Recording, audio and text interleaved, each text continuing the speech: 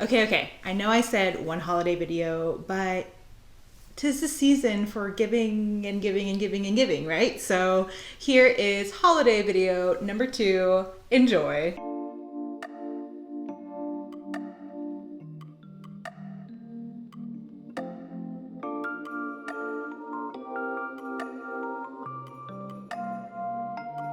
Hafa day, everyone. Welcome to Kusina Tano Yantasi, or Land and Sea Kitchen, where I share my love for my island through good food that's good for you. Today, bonus video, yay! I'm so excited to share this experiment with you guys. I basically took some concepts from traditional Chamorro style barbecue, where you marinate your meat and then you just throw it straight on the grill. And I also took some flavor profiles from the spices that you would find in Japanese curry. And I took a very classic cooking style of braising, where you take meat and you like sear it and then you put it in the oven, covered with some liquids to help kind of absorb this moisture but also have texture. Basically took all of those ideas together and made these awesome, I'm sorry guys, they're awesome umami ribs, and I can't wait to share with you, so let's get started.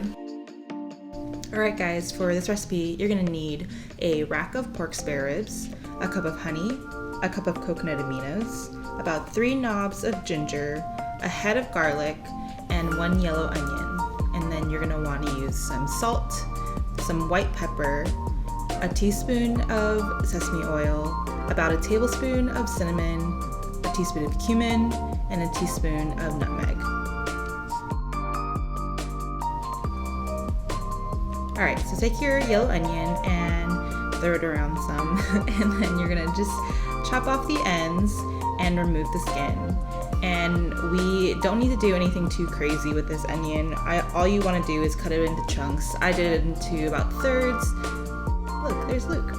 And that's pretty much it. You just want to make sure that your blender doesn't get overwhelmed by the huge chunk. Next, you're gonna peel your entire head of garlic and throw that right in. That's it. And after that, you can take your ginger, about 3 knobs worth, and break those off. And you're just gonna peel the skins off. And once you have that done, you can just throw those straight in the blender as well. It's pretty easy, nothing too crazy. Then you're gonna add your honey and your coconut aminos, and lastly you're gonna add your sesame oil, and then you're just gonna pop that in the blender and make sure that all the pieces are fully incorporated to each other. I honestly learned this trick from Roy Choi, watching him on Chef Show. It was pretty mind-blowing to think that oh yeah, marinades are gonna be a lot more potent if you break down all the elements. So once that's done, you set that aside, and I'm just chopping up my rack into more manageable sized pieces. It kind of hurt my heart to do that, but I didn't have any containers that were big enough to marinate the entire rack. So that works. So you're gonna submerge them in the marinade and then kind of massage them in, make sure that there are no spots that are not touching the marinade. And then you can cover those and set these in the fridge overnight. Or if you do this in the morning, you can probably leave it in all day and then get it at the end of the day. And that is pretty simple. You guys, I'm sorry. I forgot to do this step, the most important step. Step 1, honestly, was to remove this membrane that you see, this white stuff, and you remove it. That way the meat can fall off the bone easy. And that is just a little pro trip, and you don't need to, I guess you don't need to do it, but it gives her a better mouthfeel and experience. So I'm gonna record myself doing this, and I hope you enjoy.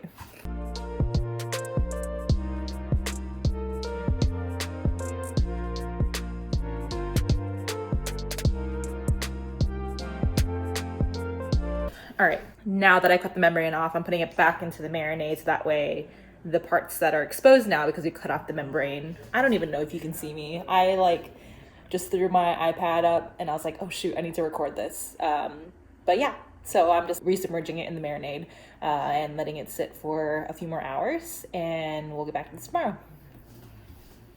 You live and you learn, guys. So go ahead and take out the meat from the fridge that has been sitting overnight or throughout the day, and you're going to carefully kind of remove the excess marinade from the ribs, and then you're gonna pat it dry. This kind of seems counterintuitive, but just trust me, it works. And then you're gonna salt each side of the meat, and we're gonna prep this for the browning portion of the braising process. And you want to be a little liberal with the salt on this because a lot of it's gonna just fall off, and you want to keep that flavor there. So on a skillet on medium-high heat that has been oiled, go ahead and set your rack of ribs, or in my case, part of the rack of ribs in, and you're just gonna brown each side. And if you have thicker parts, go ahead and set it on its side so every side gets browned. And this is just gonna add a lot of texture after you have had the ribs just sitting in the oven for a couple hours. So this is gonna be a game-changing step. After that, you're gonna go ahead and take the rest of the marinade and go ahead and lather it onto the pieces of meat. And then in a baking dish that has been lined with aluminum foil, go ahead and place the pieces of meat in. And then after you set those in, you can pour the rest of the marinade on top. And you can even use a spoon to make sure that everything is distributed correctly. And I did that because I am a perfectionist when it comes to cooking sometimes. Then after that, you're gonna add some sea salt, and you have salted it quite a bit at this point, so just be mindful of how much salt you're using. And then you're going to coat it in the cumin and the white pepper and a liberal amount of cinnamon to give it just the perfect amount of sweetness and enhance that honey in the marinade. Then you're gonna put it into the oven on 300 degrees Fahrenheit just for 15 minutes. And once that's done, go ahead and take it out and redistribute the sauces for the last time. This is the last step really before you just set it for a while. And once that the meat has been properly lathered, I'm just crazy about making sure things are moist. Go ahead and take some aluminum foil and cover the top of that baking dish, and then you're gonna throw it back into the oven, this time for 2 hours. And then after 2 hours, you can take that back out and remove the tin foil to reveal. Oh, look how pretty it is. You can see all that texture that we have cooked into our ribs. And then after it has rested for about 15 minutes or so, go ahead and start cutting the pieces of meat. And look, oh my gosh, that bone just fell right off when I was trying to cut that piece. That's insane. If that's not evidence, I don't know what is. And then once you chop it up, you can serve it as is, or do what I do and garnish every single thing I make, and garnish it with some green onions and some sesame seeds. And then that's pretty much it, guys. Fañocho.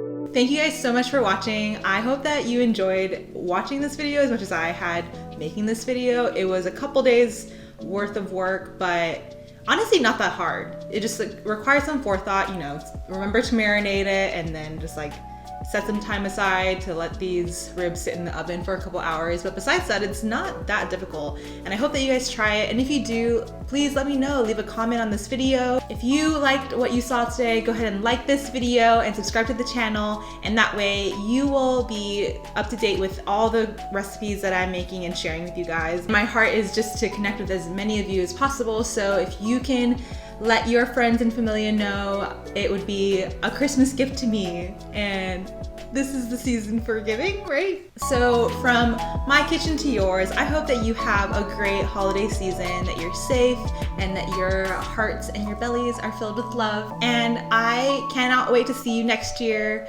Have a very Merry Christmas, a very Happy New Year, and fañocho. The day that I was recording this, me and my husband Luke, who he streams on Twitch and he plays video games and it's really fun, we kind of got our schedules not aligned correctly, and he ended up streaming the entire night past midnight.